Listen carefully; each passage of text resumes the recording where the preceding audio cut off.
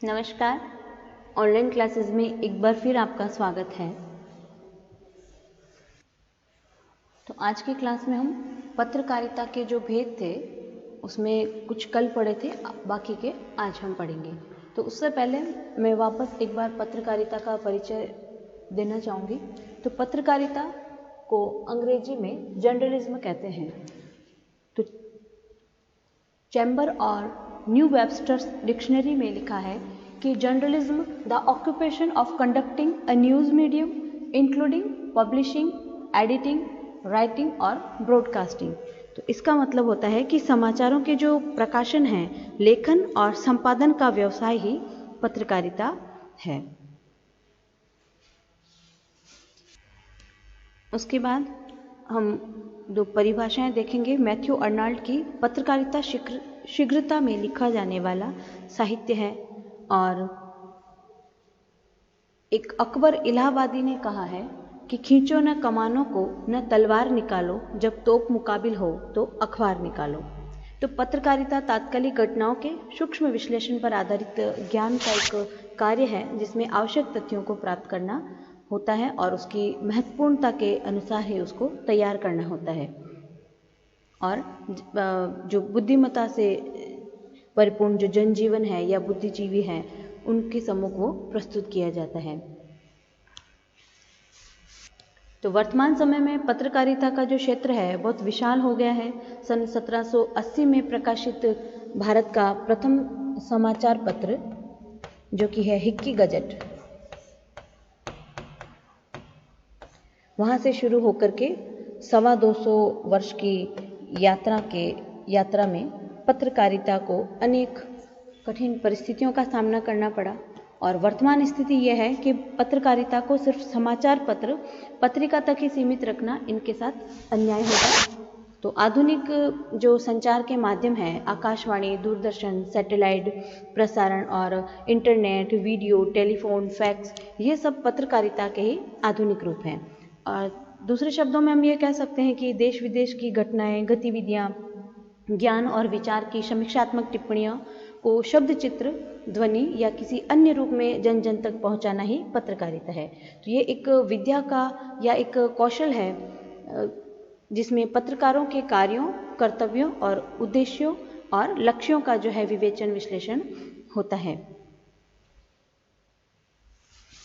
तो जिस प्रकार ये कहा जाता है कि साहित्य समाज का दर्पण होता है, उसी प्रकार पत्र पत्रिकाएं भी सीधे सीधे समाज से जुड़ती है। मानव जीवन की संपूर्ण झांकी को पत्रकारिता अपने हृदय में समेटे रहती है। तो पत्रकारिता जहां अच्छे कार्यों की प्रशंसा करती है, वहीं अन्याय, दमन और प्रतिशोध की खुलकर निंदा भी करती है। आवश्यकता पड़ने पर वह इन बुराइयों का सामना भी करती है। तो इसकी जो महिमा है वो अपार कही जा सकती है। क्यों? क्योंकि कभी यह जगत गुरु का रूप धारण करके समाज को शिक्षित करती है, तो कभी न्यायाधीश बन करके न्याय की कुर्सी पर बैठ करके निर्दोष व्यक्ति को न्याय दिलाती है। कभी सफ़ेद पोश नेताओं के चेहरों से नकाब हटा करके उनका असली चेहरा समाज के सामने लाती है। तो पत्रकारिता सही अर्थों में समाज में उच्च मूल्यों और आदर्शों की जो है स्थापना करती है। तो पत्रकारिता के आदर्श और उद्देश्य जो हैं प्राचीन काल से लेकर के आधुनिक काल तक अपने उसी रूप में है। समाज में अनेक परिवर्तन हुए, आविष्कार हुए, परंतु इसके आदर्श और उद्देश्यों में किसी प्रकार का परिवर्तन नहीं हुआ। तो समग्र रूप में हम कह सकते हैं कि जो पत्रकारिता है उसके ये आदर्श हैं, जैसे विशाल मानव परिवार की एकता, जिसको हम विश्व बंधुत्व कहेंगे। उसके बाद है सामाजिक और आर्थिक स्थिति में सुधार के लिए प्रयत्नशील रहना, जिसे हम जन सेवा का नाम देंगे। और तीसरा है शांति स्थापना। तो ये तीन जो है आदर्श पत्रकारिता के आदर्श और उद्देश्य कहे जा सकते हैं। तो प्रत्येक काल में पत्रकारिता अपने इन्हीं तीनों आदर्शों और मूल्यों को लेकर के आगे बढ़ती है, जिसमें संपूर्ण विश्व के कल्याण का मूल मंत्र छिपा हुआ है। तो कल जो हमने पत्रकारिता के भेद पढ़े थे, उसमें से मेरे पास मैसेज आया था बच्चों का कि एक आर्थिक पत्रकारिता और अन्वेषणात्मक पत्रकारिता को उनको और अच्छे से समझना था। तो जैसे कि वर्तमान युग जो है वो क्या है, अर्थ प्रधान युग है। तो आज पूरा विश्व एक आर्थिक गांव के रूप में परिवर्तित हो गया है। व्यक्ति के जीवन में अर्थ की जो महत्ता है वो बढ़ गई है। अर्थ के बिना जीवन की कल्पना हम नहीं कर सकते। तो दुनिया के जो सभी देश हैं उनके आपसी संबंध इन्हीं आर्थिक और व्यापारिक संबंधों पर निर्भर करते हैं। तो राजकीय संबंधों का जो निर्धारण होता है वो काफ़ी हद तक आर्थिक संबंधों पर ही आधारित रहता है। तो आर्थिक पत्रकारिता की जो महत्वता है उसको ये प्रतिपादित करते हैं। तो जनसंचार के क्षेत्र में आई क्रांति ने व्यापारिक साधनों के आदान प्रदान में महत्वपूर्ण योगदान दिया। तो एक पूरी दुनिया भविष्य में कम्युनिकेशन के माध्यम से ऐसे जुड़ जाएगी कि विश्व एक ग्लोबल विलेज की तरह दिखाई देने लगेगा। तो आज स्थिति यही है कि 21वीं शताब्दी के शुरुआती दौर में ही पूरी दुनिया जो है ग्लोबल विलेज, जिसको हम हिंदी में क्या कहेंगे, विश्व गांव,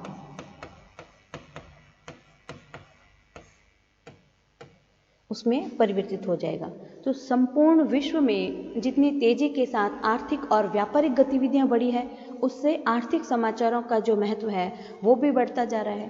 पूरी दुनिया एक बाजार के रूप में विकसित हो गई है। कुछ वर्षों पूर्व तक भारत में आर्थिक समाचारों के प्रति संपादकों और पाठकों की कोई विशेष रुचि नहीं थी। अब जो स्थिति है वो पूरी तरह से विपरीत है। तो इस दिशा में कुछ कर दिखाने का सुनहरा अवसर विद्यमान है। देश विदेश और अर्थ जगत से संबंधित जो प्रत्येक गतिविधियां हैं आर्थिक पत्रकारिता का विषय हो सकती हैं। जैसे मुद्रा,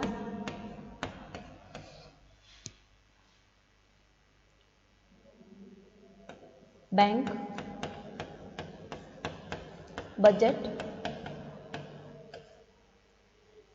बाजार, वस्तु बाजार, ग्रामोद्योग, पूंजी बाजार, पंचवर्षीय योजनाएं, श्रम, बजट, राष्ट्रीय आय के समाचार, वित्तीय और औद्योगिक निगम, व्यावसायिक संगठन के समाचारों में जो पाठक हैं वो ज़्यादा रुचि लेने लगे हैं।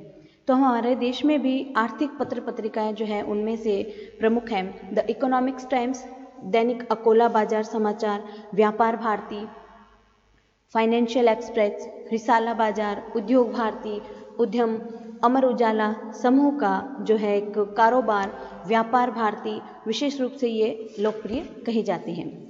तो इस क्षेत्र में विशेष रूप से ऐसे लोगों को आगे आना चाहिए जो अर्थशास्त्र, वाणिज्य और व्यापार प्रबंधन इनका टेक्निक ज्ञान रखते हैं या तकनीकी ज्ञान रखते हैं। उसके बाद हम देखेंगे इन्वेस्टिगेटिव जर्नलिज्म, जिसे हम अन्वेषणात्मक पत्रकारिता भी कहते हैं। तो इसको खोजी पत्रकारिता भी कहा जाता है। तो जब कोई व्यक्ति, संस्था, संगठन या अधिकारी किसी तथ्य को छिपाने की कोशिश करता है तो वहाँ अन्वेषी या खोजी पत्रकारिता की प्रवृत्ति का प्रयोग किया जाता है। तो पत्रकारिता ऐसे पेशे में एक पत्रकार को कभी जासूस, कभी वकील तो कभी जज की भूमिका निभानी पड़ती है। तो खोजी पत्रकारिता के क्षेत्र में खोजी पत्रकारिता के दायित्व का निर्वहन करने के लिए एक पत्रकार को जासूस के गुणों को विशेष रूप से आत्मसात करना पड़ता है, तभी उनको सफलता मिलती है। तो अन्वेषी पत्रकारिता में समसामयिक विषयों, घटनाओं, स्थितियों और तथ्यों का क्रमबद्ध तरीके से सूक्ष्म सर्वेक्षण किया जाता है। अध्ययन और अनुसंधान के आधार पर उसको एक निष्कर्ष रूप में प्रस्तुत किया जाता है और तभी उनको सफलता मिलती है। तो जैसे ये एक खेदपूर्ण स्थिति है कि कुछ लोग आज खोजी पत्रकारिता को काल्पनिक प्रसंगों, अफवाहों, अप्रमाणित तथ्यों और आधे अधूरे साक्षात्कारों, झूठी बयानबाजी को प्रशय देकर के कलुषित कर रहे हैं। इस दिशा में हमें एक ठोस कदम उठाने की आवश्यकता है। तो जो अमेरिका का जो खोजी पत्रकारिता का उदाहरण देने के लिए अब बासी हो गया है। हमारे देश में ही इस शताब्दी के अंतिम चरण में इतने कांड हो चुके हैं कि हमें विदेशों में ताकझांक करने की आवश्यकता ही नहीं है। जैसे राजीव गांधी हत्याकांड, शेयर घोटाला, चारा घोटाला, बोफोर्स कांड, अलकतरा कांड, बम्बई का सीमेंट कांड, ये इसके अनेक उदाहरण हैं। तो वैसे ये कहना अतिशयोक्ति नहीं है कि वर्तमान समय में भारत कांडों का राष्ट्र हो गया है। हमारी सामाजिक आर्थिक प्रगति की गति जितनी धीमी है, एक नया कांड प्रकट होने की गति उतनी ही तेज है। आए दिन एक नया कांड प्रकट हो जाता है। ऐसी स्थिति में हमारे देश में खोजी पत्रकारिता और पत्रकारों का भविष्य जो है अत्यंत उज्जवल है। उसके बाद हम देखेंगे व्याख्यात्मक पत्रकारिता, जिसको अंग्रेजी में इंटरप्रिटेटिव जर्नलिज्म कहते हैं। तो पुरानी मान्यता ये थी कि पत्रकारिता के क्षेत्र में वही व्यक्ति सफल होगा जिसके पैरों में चक्र बंधा होगा, जिसमें महर्षि नारद मुनि का गुण विद्यमान हो। तो ये कहने का आशय है कि भगवान विष्णु के चक्र के समान तेज गति से दौड़ने वाला, दौड़ धूप करने वाला और बातों में फंसा कर मतलब की बात उगलवा लेने वाला व्यक्ति ही अब इस युग में पत्रकार नहीं बन सकता। अब जमाना बदल गया है। तो विज्ञान के वरदान स्वरूप अनेकों समाचार एजेंसियां इस क्षेत्र में कार्यरत हैं, जो पलक झपकते ही इस दुनिया की खबरें एक छोर से दूसरे छोर तक पहुंचा देती है। तो अत्याधुनिक आविष्कार इंटरनेट का तो जवाब ही नहीं है। अब समाचार या घटनाओं के बारे में पाठक को जानकारी आसानी से मिल जाती है, लेकिन जानकारी भर से उसको संतुष्टि प्राप्त नहीं होती है।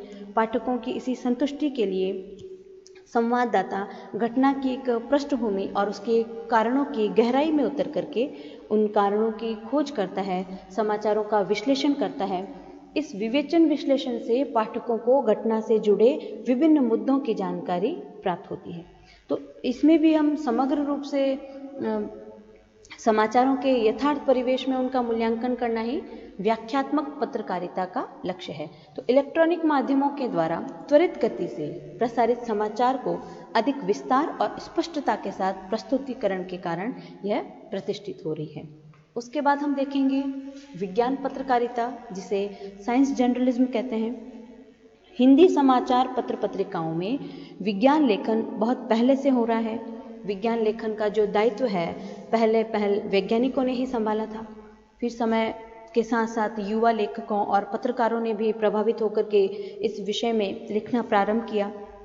जब विज्ञान पत्रकारिता के इतिहास पर दृष्टिपात अगर हम करें या हम देखें तो हमें ये पता लगता है कि हिंदी पत्रकारिता के प्रमुख स्तंभ कौन थे। भारतेंदु हरिश्चंद्र, जो कि आधुनिक युग के साहित्यकार कहे जाते हैं। तो उनके समय से द्विवेदी युग, जो कि किसके नाम से है, महावीर प्रसाद द्विवेदी।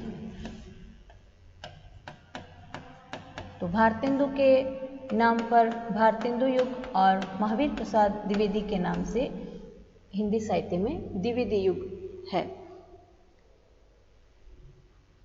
तो वहां तक कि लगभग सभी पत्र पत्रिकाओं में वैज्ञानिक रचनाएं प्रकाशित होती थी, जबकि उस समय विज्ञान उतनी प्रगति पर नहीं था जितना वर्तमान समय में है। तो जब हम विज्ञान की सफलता की चर्चा करते हैं तो स्वयं आश्चर्यचकित हो जाते हैं कि पिछले 50 वर्षों में ही विज्ञान ने जल थल वायु पर विजय प्राप्त कर ली है।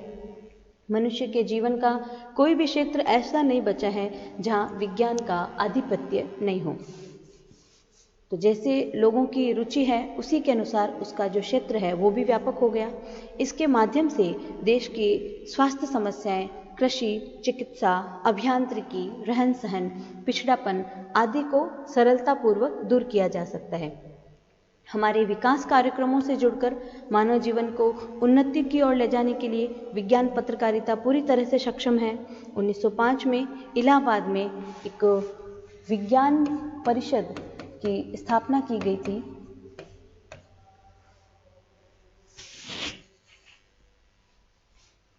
स्वतंत्र रूप से विज्ञान परिषद ने विज्ञान के नाम से पहला मासिक पत्र प्रारंभ किया।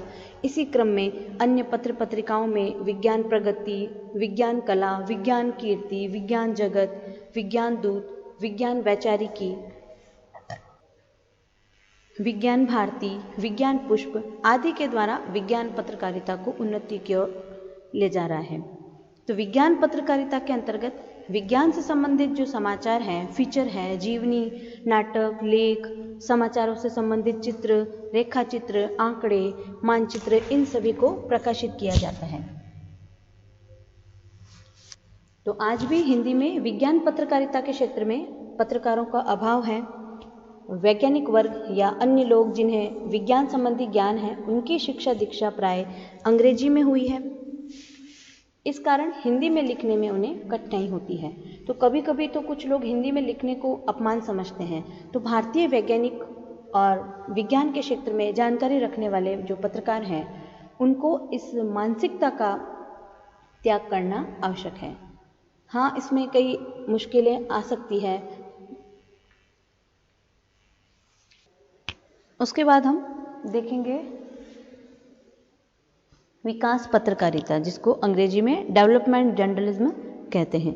तो कुछ दशक पूर्व पत्रकारिता का संबंध राजनीति से ही माना जाता था। लोगों की आम धारणा ये थी कि पत्रकारिता को विभिन्न विकास योजनाओं, कार्यक्रमों, तकनीकी अभिवृत्तियों से कोई ताल्लुक नहीं है। धीरे धीरे जनता के मन से ये निकल गया।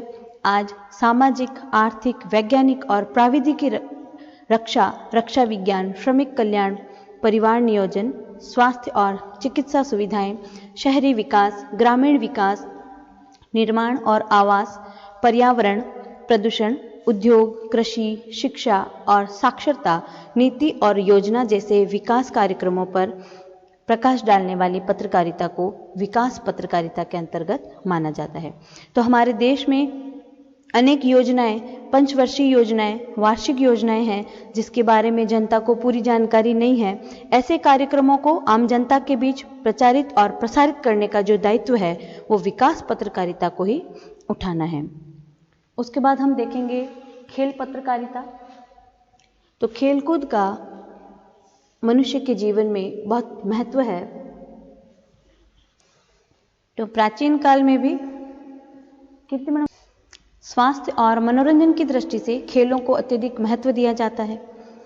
खेलने से स्वास्थ्य उत्तम रहता है, शरीर में चुस्ती फुर्ती बनी रहती है, हड्डियां मजबूत होती है, शारीरिक और मानसिक विकास अच्छा होता है। स्कूल कॉलेज में भी इन्हीं बातों को ध्यान में रख करके एक कालांश जो है स्पोर्ट्स का भी दिया जाता है, निर्धारित किया जाता है, ताकि बच्चे किसी रोग के शिकार नहीं हो और उनका शारीरिक मानसिक विकास अवरुद्ध नहीं हो। आधुनिक जीवन में खेलों का महत्व अंतर्राष्ट्रीय प्रतियोगिताओं के कारण बढ़ा है। आज राष्ट्रीय और अंतर्राष्ट्रीय स्तर पर खेलों का आयोजन किया जाता है, जिसमें विश्व भर के चुने हुए खिलाड़ी भाग लेते हैं। संपूर्ण विश्व की आंखें इन प्रतियोगिताओं में भाग लेने वाले खिलाड़ियों पर लगी रहती है। तो सभी को ये उत्सुकता रहती है कि कौन जीता, कौन हारा। तो क्रिकेट के पीछे तो बड़े बूढ़े नौजवान सभी पागल की तरह भागते हैं। तो कई बार ऐसा भी सुनने को मिला है कि कोई रोमांचक शॉट या जो हार जीत की खबर है, उसको सुन करके किसी का हार्ट फेल हो गया, तो किसी ने टीवी रेडियो सेट को ही तोड़ डाला, कई लाखों रुपए हार गए आदि। तो अभी का जो समय है, उसमें खेल पत्रकारिता का जो क्षेत्र है विशाल होने के साथ साथ महत्वपूर्ण भी है। खेलों के अनगिनत प्रकार हैं, परंतु इस क्षेत्र में गिने चुने पत्रकार ही हैं या जानकार ही हैं। खेल पत्रकारों की स्थिति यह है कि वे संवाद समितियों द्वारा प्रेषित समाचारों के आधार पर समीक्षा करते हैं। अब ऐसा करना उचित नहीं है, बल्कि मैदान में जाकर देख सुनकर लेखन किया जाए, तभी खेल पत्रकारिता का अवसर बनेगा। आज सभी समाचार पत्र पत्रिकाओं में खेल का पृष्ठ निर्धारित रहता है। सप्ताह में एक दिन खेल फीचर के लिए भी निर्धारित रहता है। इस क्षेत्र में जो है काफ़ी संभावनाएं देखने को मिलती है। उसके बाद है संदर्भ पत्रकारिता, जिसको हम अंग्रेजी में रेफरेंस जर्नलिज्म कहते हैं। तो आधुनिक युग की पत्रकारिता के अंतर्गत संदर्भ पत्रकारिता का एक विशिष्ट स्थान है। संदर्भ सेवा का अर्थ है संदर्भ सामग्री को उपलब्ध कराना। तो पत्रकारिता के क्षेत्र में जो पत्रकार कार्य कर रहे हैं, समाचार संपादक हैं, प्रधान संपादक हैं, उप संपादक हैं, उनका जो लेख लिखते समय अनेक बार शीघ्रता से कुछ ऐसी सामग्रियों की आवश्यकता पड़ती है उनको, जो पहले किसी पत्र पत्रिका या जर्नल आदि में प्रकाशित हो चुकी रहती है। तो इस प्रकार की जरूरतों का कोई विषय निर्धारित नहीं रहता। यह ज्ञान विज्ञान, इतिहास, कला, साहित्य, व्यक्ति विशेष, सामयिक घटना आदि किसी भी से संबंधित हो सकती है। तो इन आवश्यकताओं की पूर्ति के लिए संदर्भ पत्रकारिता की आवश्यकता पड़ती है। तो पत्र पत्रिकाओं के कार्यालय में स्थित जो संदर्भ विभाग पत्रकारों की ही इन्हीं जरूरतों को पुरानी कतरनें और लेख, संदर्भ ग्रंथ, फोटो आदि के द्वारा पूरा करता है। तो संदर्भ विभाग और पुस्तकालय विज्ञान में प्रतिष्ठित इस विभाग में कार्यरत पत्रकार जो होते हैं वो प्रतिष्ठावान और प्रतिष्ठान के विश्वकोश होते हैं। संदर्भ सेवा के निम्नलिखित वर्ग होते हैं, जैसे कतरन, कतरन मतलब कटिंग्स, पेपर की कटिंग्स, और लेख सूची, फोटो विभाग,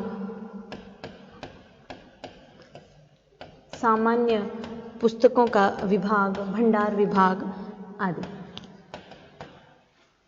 तो आज की क्लास में हमने